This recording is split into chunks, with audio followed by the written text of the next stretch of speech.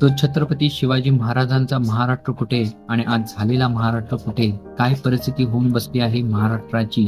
या महाराष्ट्रामध्ये छत्रपती शिवाजी महाराजांच्या पावनभूमीवर छत्रपतींच्या लेकींचा हुंड्यापायी पुन्हा बळी जातोय आणि तोही सुशिक्षित घराण्यातून, गडगंज प्रॉपर्टी असलेल्या घराण्यातून.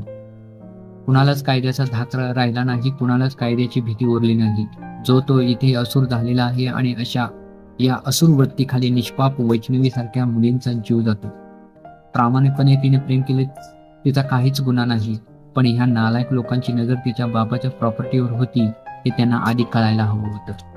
त्यात मुलीच्या बापाची ही थोडी चूक आहे. कायद्याने हुंडा देणं गुन्हा आहे, तरीही मुलीच्या बापाने एवढे पैसे दिले यामागे त्यांनी थोडा विचार करायला पाहिजे होता, पण तो त्यांनी विचार केला नाही. असू दे, मुलीच्या बापाने मुलीच्या सुखासाठी हे केलं असेल, पण मुलीलाही थोडं तरी कळायला हवं होतं. आपल्याला जाच होतोय आणि तरीही आपण त्याचा उंबरा ओलांडून आपल्या बापाच्या घरात आपण येत नाही.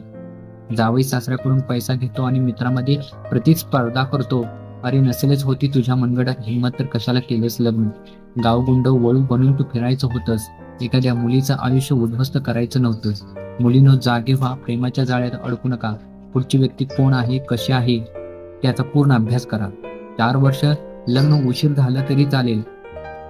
4 वर्षामध्ये चांगली पुस्तकं वाचा, चांगल्या व्यक्तीचा शोध घ्या आणि मग लग्न करा, जेणेकरून आईवडिलांना कुठलं दुःख होणार नाही आणि तुमच्यासारख्या निष्पाप मुलींचा हुंड्यापायी बळी जाणार नाही.